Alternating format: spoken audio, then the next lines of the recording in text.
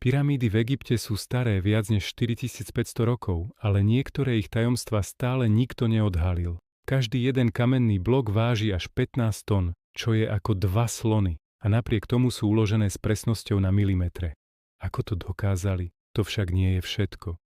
Gízske pyramídy sú takmer dokonale zarovnané so svetovými stranami: sever, juh, východ a západ.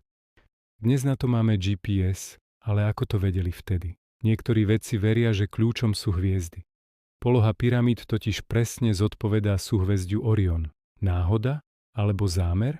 Vnútri pyramíd boli navyše objavené tajomné chodby, ktoré sa zdá, že nikam nevedú.